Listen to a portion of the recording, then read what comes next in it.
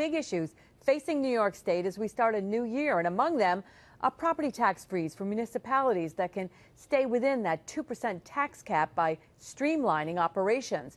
The Common Core curriculum, new teaching standards at schools across the state with a heavy emphasis on testing, and ethics reform, a big effort by Governor Cuomo to cut the culture of corruption in New York.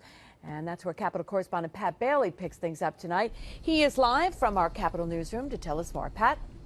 Well, Liz, if you remember, it's not just corruption, it's sexual harassment as well. Now, there are 10 fewer lawmakers in Albany this legislative session. In the Assembly, there are 8 fewer members, and nearly half of them are gone because of a scandal. Well, today, on the first day of session, members I talked with told me that they believe that the bad ones are now starting to be forced out. And now it's time for the public to make a statement and send the right people to Albany because, remember, this is an election year.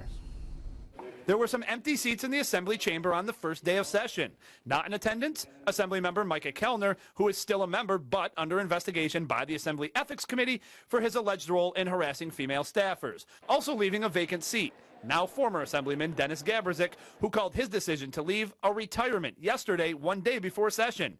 Gabryszak was accused of sexually harassing some of his staffers. I could not be more relieved that he did step down. Assemblymember Patricia Fahy of Albany says the only way to clean up the chamber and Albany is to be held responsible. No, I'm not the type to finger point. I just say when allegations are true, step aside, do the right thing. It is not just sexual harassment claims that has decreased the size of the Assembly. There's also corruption charges. Nelson Castro no longer a member after wearing a wire and implicating his colleagues.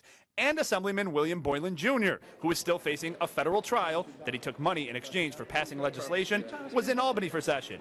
In Brooklyn.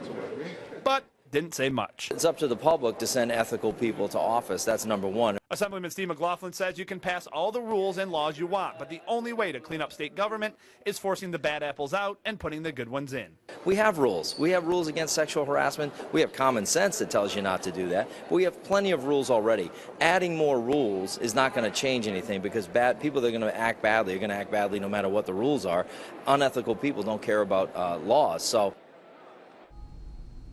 Well, we will see now if there are new laws and new rules put in place because of the 10 members, as I mentioned, the 10 total empty seats now between both the Senate and the Assembly. Now, not all are gone because of harassment claims or scandals. Some have left because they ran for other offices and won. Now, I asked the governor's office today if he was planning on calling a special election to fill those 10 seats, and I was told no decision has been made on that front as of yet. And Liz, as we said, first full day of session, Common Core, also something that lawmakers are talking about. Coming up tonight at 6 o'clock, I'll take a look at that issue and be surprised to hear what lawmakers say that they want to do and how they want to get involved in this Common Core debate.